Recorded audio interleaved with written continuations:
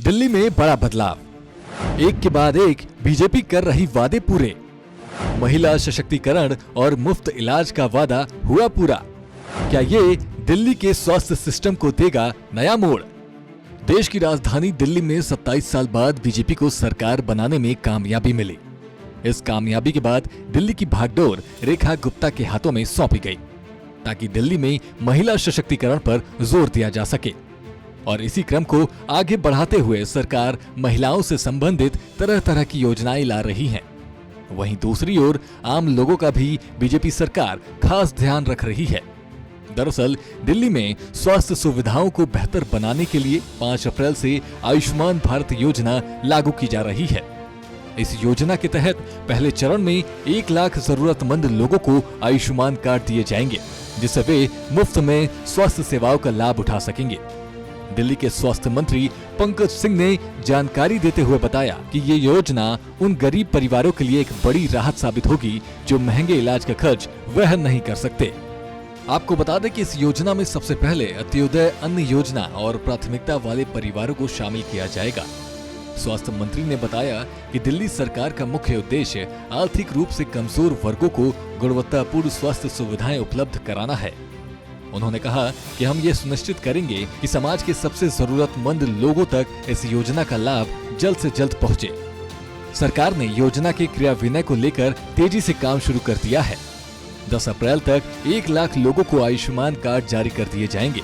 इसके बाद चरणबद्ध तरीके से अन्य जरूरतमंदों को भी इस योजना से जोड़ा जाएगा।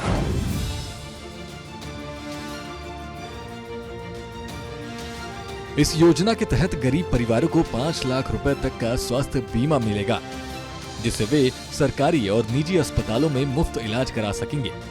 मरीजों का डिजिटल रिकॉर्ड भी तैयार किया जाएगा, जिससे उनकी चिकित्सा की निगरानी और बेहतर प्रबंधन हो सकेगा।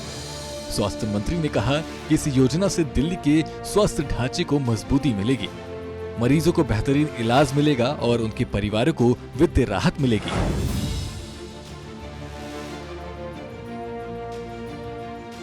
अंत्योदय अन्न योजना केंद्र सरकार की एक महत्वपूर्ण योजना है, जिसे 2000 में शुरू किया गया था। इसका उद्देश्य गरीबी रेखा से नीचे जीवन यापन करने वाले सबसे गरीब परिवारों को सस्ते दर पर अनाज उपलब्ध कराना है। इस योजना के तहत 35 किलो अनाज, चावल और गेहूं मात्र 2 से 3 रुपए प्रति किलो दिया जाता है। इस योजना का लाभ पहले से ही लाखों परिवारों को मिल रहा है और अब उन्हें आयुष्मान भारत योजना के तहत मुफ्त चिकित्सा सुविधा भी मिलेगी।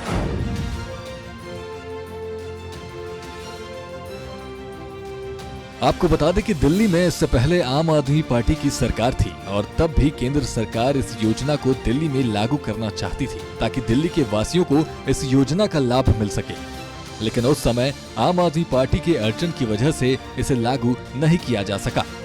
लेकिन अब जब दिल्ली में बीजेपी की सरकार है, तो इसका फायदा हर जरूरतमंद को मिलता हुआ नजर आएगा। अब जरूरतमंद लोगों को आर्थिक रूप से सुरक्षित चिकित्सा सुविधाएं मिलेंगी, जिससे उनका जीवन आसान बनेगा।